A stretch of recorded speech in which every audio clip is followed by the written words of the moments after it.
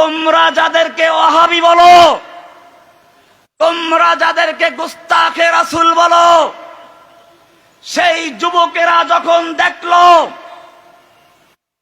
13 সালে, শুধু 13 সালেই নয়, এই দেশের মুসলমানদের ঈমান আকীদা নষ্ট করার জন্য, ঈমান আকীদা ধ্বংস করার জন্য একদিকে কাফের মুশরিক ইহুদি খ্রিস্টানরা মুসলমানদেরকে বোমা হামলা করে ধ্বংস করছে, ফিলিস্তিনি মুসলমানদেরকে যুগ যুগ ধরে হত্যা করা হচ্ছে, কাশ্মীরি মুসলিমদেরকে পাখির মতো গুলি করে হত্যা করা হচ্ছে, আরাকানি মুসলিমদেরকে বের করে দেওয়া হয়েছে, উইঘুর মুসলিমদেরকে উন্মুক্ত কারাগারে বন্দী করা হয়েছে।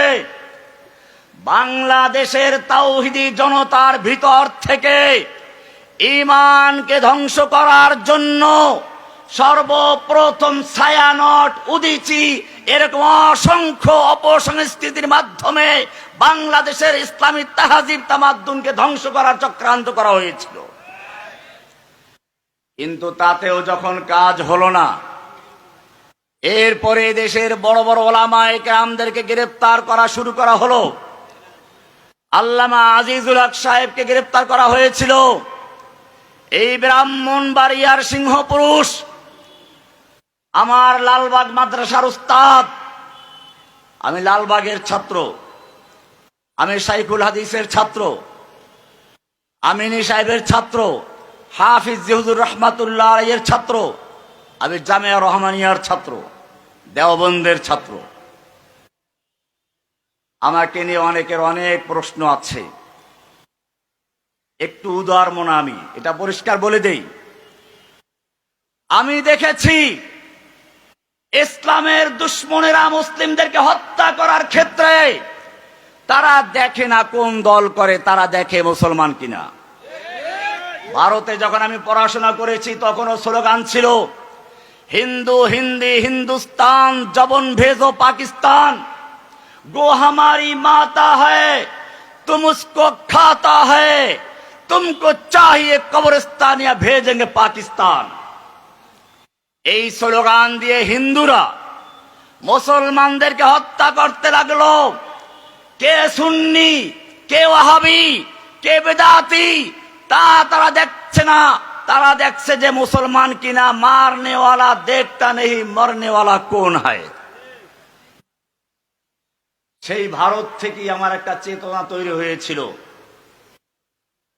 যে মুসলিমদের মধ্যে যে সকল গ্রুপগুলো মোটামুটি আকীদা সহি, তাদেরকে পক্ষে রেখে কাজ করা।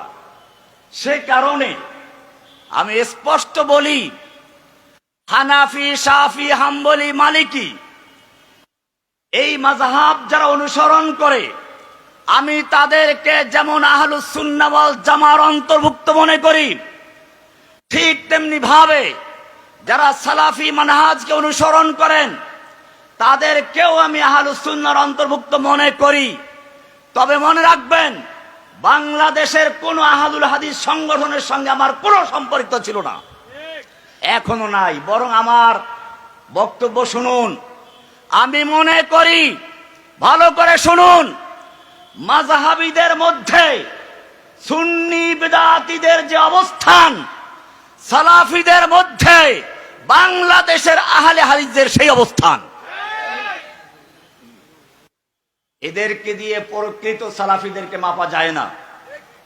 আমি আরব দেশের বড় বড় ওলামায়ে কেরামদের সঙ্গে মিশেছি, তারা ইমামে আবু হানিফা রাহমাতুল্লাহর নাম নিতে শ্রদ্ধার সঙ্গে বলে ইমামুল আজম আবু হানিফা রাহিমাহুল্লাহ, ইমাম শাফি রাহিমাহুল্লাহ, ইমাম মালিক রাহিমাহুল্লাহ, ইমামু আহলিস সুন্নাহ ইমাম আহমদ বিন হাম্বল রাহিমাহুল্লাহ, প্রত্যেকটা নামের সঙ্গে তার রাহমাতুল্লাহ আলাইহি যোগ করে। আমাদের দেশে কিছু আহলে হাদিস যারা, এরা আবু হানিফাকে বললে আবু হানিফা মনে হয় যেন ওর কোন ওর স্ত্রীর ছোট ভাই মনে হয় যেন। এই বেয়াদব গুলো দিয়ে সালাফিদেরকে বিচার করলে চলে না। আমি দেওবন্দের ছাত্র, এটা মনে রাখবেন। দেওবন্দ মাদ্রাসার ইতিহাস আপনারা জানেন, কাসেম নানাতুই রহমতুল্লাহ আলাইহির ইতিহাস আপনারা জানেন। আমি সেই দিকে গেলে অনেক সময় লাগবে। তাদের চেতনা আমার ভিতরে আছে। ভারতবর্ষে যখন ইংরেজ বিরোধী আন্দোলন চলছিল, আপনারা জানেন হুসাইন আহমদ মাদানী রহমাতুল্লাহ আলাই, কাসেম নানতবী রহমাতুল্লাহ আলাইয়ের মতো বড় বড় আমাদের সালাফরা তাদের বিরুদ্ধে আন্দোলন করেছেন, জিহাদ করেছেন। এক সময় দিল্লির শাহী মসজিদের সামনে মাদানী রহমাতুল্লাহ আলাইহির সমাবেশ ছিল। ইংরেজরা কারফিউ জারি করে ঘোষণা করেছিল, যে ব্যক্তি এখানে ইংরেজ বিরোধী বক্তব্য দিবে তাকে গুলি করা হবে। হুসাইন আহমদ মাদানী রহমাতুল্লাহ আলাইহি সে ময়দানে হাজির হলেন।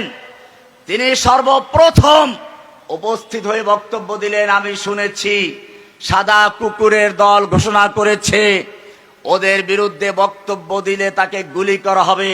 আমি মাদানী উপস্থিত হয়েছে, করো গুলি। এই বলে তিনি শেরওয়ানির বুতাম ছেড়ে দিয়েছিলেন। এমন জোরে তিনি বলেছিলেন, করো গুলি। সমস্ত পুলিশ বাহিনীর হাত থেকে রাইফেলগুলো ঝরঝর করে পড়ে গিয়েছিল। দীর্ঘ 2 ঘন্টা পর্যন্ত বক্তব্য দিয়েছিলেন। শুরুটা ছিল কেমন জানেন? সাগামিরো গরবাজিরো মোশেরা দেওয়া কোনান্দ ইচনি আরকানে দৌলত মুলকে রাভেরা কোনান্দ। সাগ আমির, সাগ মানে কুকুর, সাগ মানে কি? সাগ আমির। কুকুর হলো বাদশাহ, প্রধানমন্ত্রী। কুকুর হলো প্রধানমন্ত্রী। গোরবাজির, গোরবা বিড়াল হচ্ছে মন্ত্রী। বিড়াল কি? বিড়াল হলো মন্ত্রী। মোশেরা দেওয়া কুনান্ত, ইঁদুর হলো এমপি। যেই সংসদে কুকুর হলো প্রধানমন্ত্রী, মন্ত্রী হচ্ছে বিড়াল, এমপি হলো ইঁদুর, সেই সংসদে কি কোনো দেশ চলতে পারে? আমাদের দেশে অবস্থা সেরকমই হয়েছিল। সেজন্য আপনারা জানেন, যখন কুকুর বিড়াল ইঁদুরেরা লুটতারাজ করে দেশটাকে ধ্বংসের ধার প্রান্তে নিয়ে গেছে, 18 লক্ষ কোটি টাকা ঋণগ্রস্ত করে এদেশ থেকে কোটি কোটি ডলার নিয়ে তারা পালিয়ে গিয়েছে। জাআল হাক্কু ওয়া যাহাকাল বাতিল ইন্নাল বাতিলা কানা যাহুকা। আমার মনে পড়েছে, যখন জেলখানায় বসে দেখলাম শেখ হাসিনা এদেশের তৌহিদি জনতাকে রাজাকারের নাতিপুতি বলে ঘোষণা করলো। স্কুল কলেজ মাদ্রাসার থেকে ছেলেরা সব বের হয়ে চলে আসলো, ইংলিশ মিডিয়াম স্কুল থেকে বের হয়ে আসলো, মেয়েরা বের হয়ে আসলো। আমার তখন মনে পড়লো সেই আবাবিল পাখির কথা। আব্রাহা যখন খানায় কাবা ভাঙতে এসেছিল, আল্লাহ রাব্বুল আলামিন যেভাবে ঝাঁকে ঝাঁকে পাখি পাঠিয়েছিলেন, বর্তমান যুগের লেডি আব্রাহা, লেডি ফিরাউন যখন বাংলাদেশের মুসলিমদের ঈমান ভাঙার চেষ্টা করেছিল, আল্লাহ রাব্বুল আলামিন তখন ঝাঁকে ঝাঁকে তালেবানদেরকে মাদ্রাসা থেকে, মসজিদ থেকে, স্কুল থেকে, কলেজ থেকে ঝাঁকে ঝাঁকে ছাত্র পাঠিয়ে ওকে বাংলাদেশ থেকে বিতাড়িত করে দিয়েছে। খাবার সুযোগও পায় নাই। আল্লাহ তাআলা দেখাচ্ছেন, যদি একটু তৈরি হও। আবু সাঈদের সেই সম্প্রসারিত হাত দেখে আমার মনে পড়েছিল সেই হুসাইন আহমদ মাদানী রহমাতুল্লাহর কথা। ভাইয়েরা আমার, বলছিলাম আমরা সেই আসলাফদের সন্তান। উলাইকা আবাই ফাজিনি বিমিসলিহিম ইদা উলাইকা আবাই ফাজিনি বিমিসলিহিম।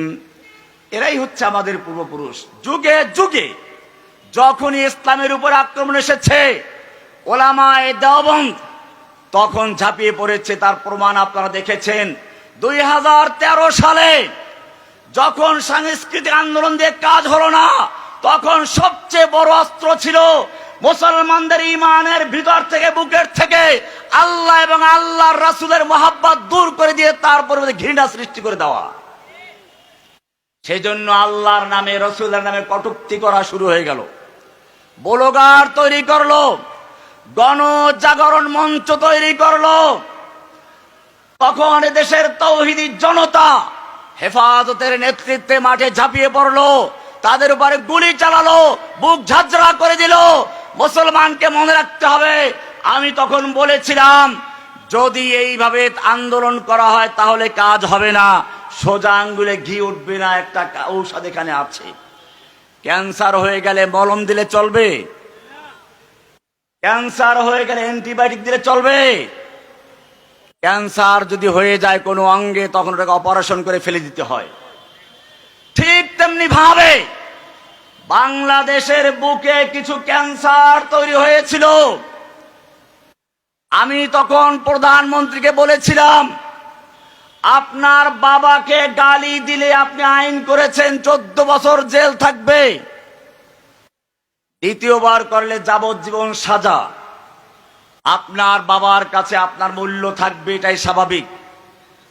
কিন্তু জেনে রাখুন, আপনার কাছে আপনার বাবার মূল্য যতটুকু, আপনার কাছে আপনার বাবার শ্রদ্ধা যতটুকু, একজন তাওহীদি জনতার কাছে আল্লাহ এবং আল্লাহর রাসূলের ভালোবাসা তার চেয়ে লক্ষ কোটি গুণে বেশি। আপনার বাবাকে যদি গালি দেওয়া হয় তাহলে আইন থাকতে পারে, আমার রাসূলকে গালি দিলে আইন নেই। জেনে রাখবেন, কোরআনের আইন আছে।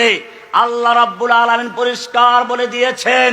আজকে ব্রাহ্মণবাড়িয়ার সেই তাওহীদি জনতাকে জানিয়ে দিতে চাই, আজকে যারা আপত্তি করে শুনে রাখুন, কোরআনে স্পষ্ট বলেছে, লাইল্লাম ইয়ানতাহিল মুনাফিকুনা ওয়াল্লাযীনা ফী কুলুবিহিম মারাদ ওয়াল মুরজিফুনা ফিল মাদিনা। আল্লাহ তাআলা বলছেন, লাইল্লাম ইয়ানতাহিল মুনাফিকুন, যদি মুনাফিকুনরা বিরত না থাকে। কারা? মুনাফিকরা। ওয়াল্লাযীনা ফী কুলুবিহিম মারাদ, এবং যাদের অন্তরে রোগ আছে। রোগ, এটা কিসের রোগ? নিফাকের রোগ তো আগে আলোচনা করা হয়েছে, এটা আবার কোন রোগ? এটা কোরআনে আরেক আয়াতে বলা আছে, ক্বাদ বাদাতিল বাগদাউ মিন আফওয়াহিহিম ওয়া মা তুখফিস সুদুর আকবার। এরপর আল্লাহ বলছেন, ওয়াল মুরজিফুনা ফিল মাদিনা, যারা মদিনায় গুজব রটায়, এরা যদি বিরত না থাকে, আল্লাহ তাআলা কি বলছেন শুনুন, লাইল্লাম ইয়ানতাহিল মুনাফিকুনা ওয়াল্লাযীনা ফী কুলুবিহিম মারাদ ওয়াল মুরজিফুনা ফিল মাদিনাতি, যারা মদিনায় গুজব রটায়, আল্লাহকে নিয়ে রাসূলকে নিয়ে কটূক্তি করে, আল্লাহ রাব্বুল আলামিন বলছেন, লাইল্লাম ইয়ানতাহি, যদি তারা বিরত না থাকে, লানুগরিয়ান্নাকা বিহিম, হে নবী আপনাকে আমি তাদের বিরুদ্ধে খেপিয়ে দিব। কি করে দিব? উত্তেজিত করে দিব, খেপিয়ে দিব। কে বলছেন? সুম্মা লা ইউজাবিরুনাকা ফিহা ইল্লা কালিলা, এরপরে তারা আর এই মদিনা শহরে বেশি দিন থাকতে পারবে না। আইনামা সুকিফু মালউনিন, যে কয়দিন থাকবে সেই কয়দিনও থাকবে অভিশপ্ত হয়ে। এরপরে আল্লাহ তাআলা বলছেন, আইনামা সুকিফু, এদেরকে যেখানে পাওয়া যাবে উখিযু, পাকড়াও করা হবে, ওয়াকুত্তিলু তাকতিলা, এবং তাদেরকে নির্দয়ভাবে কেটে টুকরো টুকরো করা হবে। কে বলেছেন? আইনামা সুকিফু উখিযু কুত্তিলু, এগুলো মারুফ না মাজহুল? মারুফ না মাজহুল? মাজহুল কাকে বলে? মা লাম ইউসাম্মা ফাইলুহু, যার ফাইল উল্লেখ না থাকে। আমি মাদ্রাসার ছাত্র ভাইদেরকে বলবো, শুনুন, কোরআনের একটা উসলুব আছে।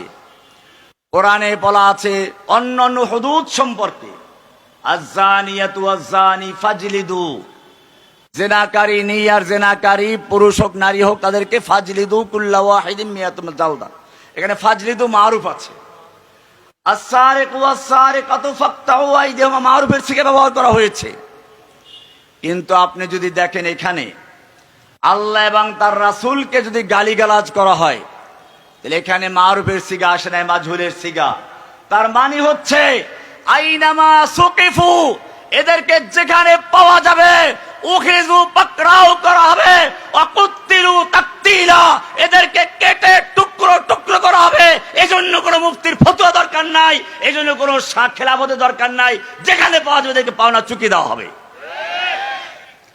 আইনামা সুকিফু, যেখানে পাওয়া যাবে, উখিযু, এদেরকে পাকড়াও করা হবে। অকুত্তিলু তাকতিলা, এদেরকে নির্মমভাবে হত্যা করা হবে। এ পর্যন্ত বয়ান করে শেষ করেন নাই। সুন্নাত আল্লাহ, এটাই হচ্ছে আল্লাহর সুন্নাহ, আল্লাহর রীতি। কার রীতি? সুন্নাত আল্লাহিল্লাযীনা ক্বাদ খালাউ মিন ক্বাবলু, ইতিপূর্বে যারা এরকম কাজ করেছে, আল্লাহকে নিয়ে রাসূলকে নিয়ে যারা কটূক্তি করেছে, তাদের ব্যাপারে আল্লাহর রীতি এটাই, আগেও গেছে, এটা চলতে থাকবে। ওয়ালাং তাজিদা লিসুন্নাতিল্লাহি তাবদীলা, আল্লাহর এই সুন্নায় কোনো পরিবর্তন হবে না। এই আয়াত অনুযায়ী একদল আশিকে রাসূল, যারা সত্যিকারে আল্লাহকে ভালোবাসে, রাসূলকে ভালোবাসে, যখন এই বাংলার জমিনে রাসূলকে নিয়ে কটূক্তি করা হয়েছিল, নিজের জীবনের মায়া ত্যাগ করে সাহাবায়ে রাসূলদের পাওনা তারা চুকিয়ে দিয়ে আজকে জেলখানায় বন্দী হয়ে আছে। তাদেরকে ফাঁসির রায় শোনানো হয়েছে। আমিও সেই এক মামলায় সাজা ভোগ করে বের হয়েছি। ব্লগার রাজীব হায়দার, ছাবা বাবা নামে সে আল্লাহর রাসূলকে গালিগালাজ করত। সেই মামলায় আমাকে সাজা দেওয়া হয়েছিল। ভাইয়েরা আমার, আমি আলোচনা করছিলাম, আজকে আশিকে রাসূল সম্মেলন হয়, ভালো করে করুন, আপত্তি নেই। রাসূলের আশিক দাবি করছেন, ভালো কথা, কিন্তু মনে রাখবেন, আল্লাহর রাসূলকে যদি গালিগালাজ করা হয় আর সেজন্য আপনার অন্তরে কোনো ব্যথা না আসে, আল্লাহর নবীর মান রক্ষার জন্য যারা কারাগারে বন্দী আছে তাদের জন্য আপনার কোনো ভূমিকা না থাকে, আপনি যত আশিকে রাসূল দাবি করেন, কিয়ামতের মাঠে আল্লাহর রাসূলের সামনে যখন আপনি দাঁড়াবেন, আল্লাহর রাসূল যদি জিজ্ঞেস করে, আমাকে যখন গালিগালাজ করা হয়েছিল তখন তুমি কোথায় ছিলে?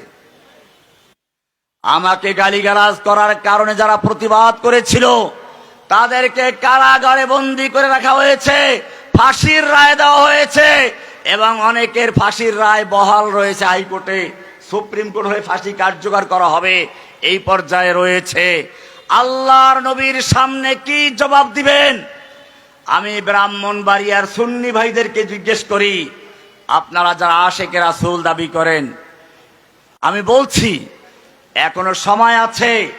মুসলিম উম্মাহর মধ্যে তাফরিক না করে, ফেরকাবন্দি না করে, আল্লাহর রাসূলের ভালোবাসার পরিচয় দিতে গিয়ে এখন ঐক্যবদ্ধভাবে মাটিয়ে ঝাঁপিয়ে পড়ুন। নতুবা সেদিন বেশি দূরে নয়, যেদিন বাংলার জমিন থেকে আপনাকে, আমাকে, সকলকে, মুসলমানদেরকে ধ্বংস করার জন্য ভারতের হিন্দুরা প্রস্তুতি নিচ্ছে। তারা স্লোগান দিচ্ছে, গো হামারি মাতা হ্যায়, तुम उसको खाता है, तुमको चाहिए पाकिस्तान या भेजेंगे কবরস্থান। তারা কবরস্থান পাঠাবার জন্য সব নীল নকশা তৈরি করে রেখেছে। ভাইয়েরা আমার, আমি আলোচনা করছিলাম, ইব্রাহিম আলাইহিস সালাম দোয়া করছেন, রব্বানা ওয়াবাস ফীহিম রাসূলাম মিনহুম ইয়াতলু আলাইহিম আয়াতিক। ও রব্বুল আলামিন, একজন রসূল পাঠান আমার সন্তানদের মধ্য থেকে, ফীহিম মিনহুম, বোঝা গেল রসূল মানুষ ছিলেন। কি ছিলেন? আমাদের সমাজে একদল লোক রাসূলকে ভালোবাসতে গিয়ে এমন ভালোবাসা দেন যে রসূল মানুষ ছিলেন না, কি ছিলেন? সে আলোচনা করতে গেলে আর এক বিষয় চলে আসবে। আমি কিছু জরুরি কথা বলতে চাই। আমার শরীর অত্যন্ত খারাপ, আসার সময়ও মাঝখানে ভৈরবে হাসপাতালে চিকিৎসা নিয়ে এসেছি, কথা বলতে কষ্ট হচ্ছে, এই জন্য বেশিক্ষণ সময় আলোচনা করব না। আমি যে বিষয়টা বলতে চাই, আজকে মনে রাখবেন, আলেমদের মধ্যে তাফরিক করার জন্য, বিভক্ত করার জন্য নানান রকম চক্রান্ত চলছে। একদল লোককে রাজাকার বলা হচ্ছে, আর এক দলকে জঙ্গি বলা হচ্ছে, আর এক দলকে দুর্নীতির মামলা দিয়ে বিভিন্ন রকম হয়রানি করা হচ্ছে। আল্লামা মামুনুল হক সাহেবকে জানেন কি মামলা দেওয়া হয়েছিল? এটা একটা বড় চক্রান্তের অংশ। যে সমস্ত উলামায়ে কেরাম বেশি জনপ্রিয়, রাজাকার বানান যায় না, তাদের চরিত্র কলুষিত করার জন্য, জনগণ থেকে বিচ্ছিন্ন করার জন্য একটা গভীর চক্রান্ত শুরু হয়েছিল। আল্লামা মামুনুল হক সাহেব তারই চক্রান্ত, সেই চক্রান্তের শিকার হয়েছিলেন। শুধু ওই পর্যন্তই নয়, আমাকে রিমান্ডে আরো অনেক কিছু শোনানো হয়েছিল, আমি সেগুলো সব বলতে পারবো না। আমি আপনাদেরকে বলি শুনুন, যখন আমিরে মুআবিয়া রাদিয়াল্লাহু তাআলা আনহুর মধ্যে এবং আলী রাদিয়াল্লাহু তাআলার মধ্যে যুদ্ধ হচ্ছিল, সে সময় তৎকালীন সুপার পাওয়ার রোমের সম্রাট আমিরে মুআবিয়া রাদিয়াল্লাহু তাআলা আনহুর কাছে পত্র লিখেছিল, আমরা শুনতে পেলাম তোমার আমির তোমার উপর অসন্তুষ্ট, তোমার খলিফা তোমার বিরুদ্ধে যুদ্ধ করছে, তুমি যদি চাও তাহলে আমি তোমাকে সাহায্য করতে চাই। আমিরে মুআবিয়া একটু উত্তর দিয়েছিলেন। আমিরে মুআবিয়া রাদিয়াল্লাহু তাআলা উত্তর দিয়েছিলেন, ইয়া কালবার রোম, ওহে রোমের কুকুর, আমার সঙ্গে আমার আমিরের যুদ্ধ চলছে, এই সুযোগ নিয়ে যদি মুসলিম ভূখণ্ডের দিকে পা বাড়াও তাহলে জেনে রাখবে আলীর পক্ষে যুদ্ধ করতে গিয়ে প্রথম যে ব্যক্তি জীবন দেবে সেই ব্যক্তি আমি নিজে, সেই ব্যক্তি আমিরে মুআবিয়া রাদিয়াল্লাহু তাআলা আনহু। আমাদেরকে মনে রাখতে হবে, আমাদের মধ্যে বিভিন্ন দল আছে, ফেরকা আছে, কেউ সুন্নি, কেউ ওয়াহাবি, কেউ মাযহাবি, কেউ লামাযহাবি, কেউ দেওবন্দি, কেউ বেরলভি, কেউ জামাতি, কেউ হেফাজতি। মনে রাখবেন, জেলখানায় গেলে এই পরিচয় থাকে না। আমি দীর্ঘদিন পর্যন্ত জেলখানার স্থায়ী বাসিন্দা হওয়ার কারণে জামাতের শীর্ষ নেতাদের সঙ্গে সাক্ষাৎ লাভ হয়েছে, হিজবুত তাহরীরের সঙ্গে সাক্ষাৎ হয়েছে, হেফাজত ইসলামের নেতা কর্মীদের সঙ্গে সাক্ষাৎ হয়েছে। সকলকে তারা বন্দী করেছে একটাই অপরাধ, সবাই কোরআনের কথা বলেছে। জামাত নেতাদেরকে ওরা এই জন্য গ্রেফতার করে না, এসে জামাত ইসলাম করে, মওদুদিবাদ অনুসরণ করে, তাদেরকে গ্রেফতার করেছে কোরআনের কথা বলার জন্য। সাইদি সাহেবকে এই জন্য গ্রেফতার করে নাই, তিনি জামাত করেন, তিনি রাজাকার, বরং তাকে গ্রেফতার করা হয়েছিল কোরআনের কথা বলার জন্য। মামুনুল হক সাহেবকে এজন্য গ্রেফতার করা হয় নাই যে তিনি হোটেলে গেছেন একজন মহিলাকে নিয়ে, তাকে বলা হয়েছিল, আমাকে বলেছে গোয়েন্দারা, জসিমউদ্দিন রহমানী আর মামুনুল হককে ছাড়া হবে না। কেন ছাড়া হবে না? জসিমউদ্দিন রহমানী শেখ হাসিনার বিশাল এক পরিকল্পনাকে ধ্বংস করে দিয়েছে।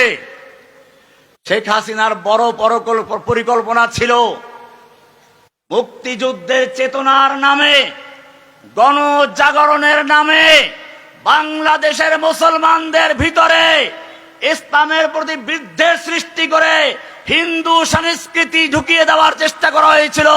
জসিমউদ্দিন রহমানীর এক উন্মুক্ত তরবারি নামক বই সব মস্তিষ্কদের গোল্লাকির দিয়েছে। আর মামুনুল হক সাহেব কি করেছেন? মামুনুল হক সাহেব শেখ হাসিনার কলিজায় আঘাত করেছে। কেমনে? আমি জিজ্ঞেস করলাম কিভাবে? ওই যে বলল শেখ মুজিবের মূর্তি ভেঙ্গে বুড়িগঙ্গায় ভেসে দেওয়া হবে। শেখ মুজিবকে জানেন? আমাদের জাতির পিতা, শেখ হাসিনার আব্বা। আমি মামুনুল হক সাহেবকে বললাম, আপনার মুক্তির পথ হচ্ছে রাজনৈতিক চাপ সৃষ্টি করেন, তাহলে হয়তো বের হওয়া সম্ভব, নতুবা গোয়েন্দা বিভাগ আপনাকে ছাড়বে না। আর আমার বিষয়টা, যেহেতু চাপ সৃষ্টি করার কোনো উপায় নেই, আমার বিষয়টা আল্লাহ রাব্বুল আলামিন যদি আমাকে মুক্ত করেন তাহলে মুক্ত হতে পারবে, ছাড়া কোনো উপায় নেই। আপনারা জানেন শেখ হাসিনার শেষ দিকে আমার জামিন হয়েছিল, আমাকে গেট থেকে আবার গ্রেফতার করে নেওয়া হলো, বিভিন্ন লোভ দেখানো হলো, ভয়ও দেখানো হলো, রজা এবং খৌফ, আশা এবং ভীতি দুটোই ছিল। আমার তখন মনে পড়লো ইব্রাহিম ইউসুফ আলাইহিস সালামের কথা, রব্বিস সিজনু আহাব্বু ইলাইয়া মিম্মা ইয়াদউনানি ইলাইহি। ও রব্বুল আলামিন, এই নাস্তিক সরকার, ইসলাম বিদ্বেষী সরকার, এই স্বৈরাচারী সরকার আমাকে যেদিকে আহ্বান করছে তার থেকে জেলে থাকা আমার জন্য অনেক ভালো। আল্লাহ, তুমি যদি আমাকে মুক্তির ব্যবস্থা না করো, বাহ্যিকভাবে আমার মুক্তির কোনো পথ নেই, আল্লাহ মেহেরবানি করে তুমি আমার মুক্তির ফয়সালা করে দাও। বেশি দিন লাগে নাই, 5 মাস 6 মাস যেতেই খবর পেলাম শেখ হাসিনা পালিয়ে গেছে। 2 দিন আগেও দেখলাম টিভিতে তিনি মস্কারি করে বলছেন, লোকেরা বলে আমি নাকি পালিয়ে গেছি, শেখ হাসিনা পালায় না। কিন্তু 2 দিন পরেই দেখলাম শেখ হাসিনা শুধু পালাই নাই, রান্না করা খাবার খেতে পারে নাই, একটু বক্তব্য রেকর্ড করার চেষ্টা করেছিল, সেনাবাহিনী সেই সময়ও দেয় নাই। আমার মনে হলো বাংলাদেশের লক্ষ লক্ষ উলামায়ে কেরামদের কণ্ঠ স্তব্ধ করেছে, কোরআনের কথা বলতে দেয় নাই, মাইক ছিনিয়ে নিয়েছে, মাইক বন্ধ করে দিয়েছে, সিরাত মাহফিল বন্ধ করেছে, তাফসীর মাহফিল বন্ধ করেছে। আল্লাহ রাব্বুল আলামিন ওর কথা বলার অধিকার কেড়ে নিয়েছেন, ওর কথা বন্ধ করে দিয়েছেন।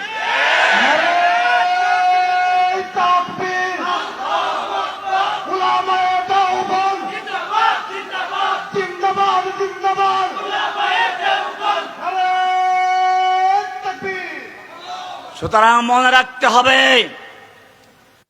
যে আল্লাহ রাব্বুল আলামিন ইব্রাহিমের জন্য আগুনকে গুলবাগিচা করে দিয়েছিলেন, সে আল্লাহ এখনো জীবিত আছেন।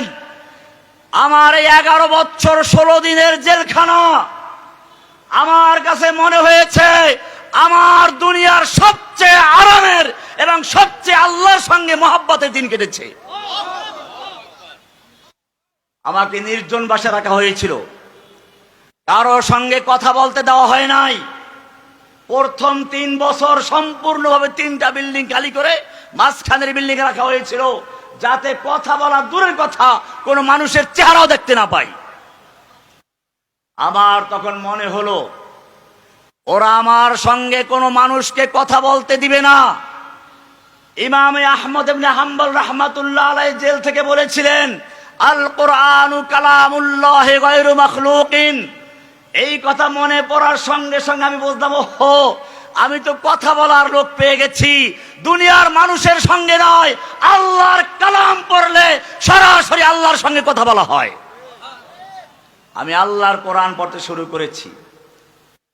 যারা জেলখানায় ছিল তারা জানে, যেহেতু একা 3 বিল্ডিং খালি আমার জন্য, জোরে জোরে কোরআন পড়তাম, দূরের থেকে শোনা যেত, অনেক আনন্দ পেতাম। আমার কাছে মনে হচ্ছে এখন ইব্রাহিম আলাইহিস সালামের জন্য যেরকম ভাবে জেল আগুনকে গুলবাগিচা করে দেওয়া হয়েছিল, যারা বর্তমানেও কারাগারে যায় আল্লাহ রাব্বুল আলামিনকে সত্যিকার অর্থে ভালোবাসে, কারাগারগুলো তাদের জন্য বর্তমানেও জান্নাতের বাগিচা হয়ে যায়। এই জন্য তাদের কোনো আফসোস থাকে না। আফসোস করে কারা? আপনারা দেখেছেন শাতেমে রাসূল, আল্লাহর নবীর দুশমনদেরকে যারা হত্যা করেছে, আদালত যখন তাদের ফাঁসির রায় দিল, তারা কি বেজার ছিল না খুশি ছিল? হাসি মুখে তারা কোর্ট প্রাঙ্গণ ত্যাগ করেছে। এখনো জেলখানা তারা হাসি খুশি আছে, তারা কান্নাকাটি করে না। কান্নাকাটি করে আল্লাহর কাছে। কার কাছে? আল্লাহর কাছে ভোর রাতে কান্নাকাটি করে। এই জন্য মনে রাখবেন, ব্রাহ্মণবাড়িয়ার যুবকদেরকে বলি, আপনাদের এলাকায় অনেক, এই যে শেষ সময় আমি জেলখানা বসে দেখেছি, তখন সেই গুজরাটের কসাই নরেন্দ্র মোদীকে বাংলাদেশে আহ্বান করা হলো। সারা বাংলাদেশের উলামায়ে কেরাম, তালাবায়ে ইলম ফুঁসে উঠল। এই শহীদ বাড়িয়া ব্রাহ্মণবাড়িয়ার যুবকেরা বুলেটের সামনে তাজা রক্ত ঢেলে দিয়েছিল। আমি জেলখানায় বসে সেদিনই তাদের মহব্বতে, তাদের প্রেমে পড়ে গিয়েছিলাম। আজকের এখানে আসা সেই ভালোবাসারই একটা নমুনা মাত্র।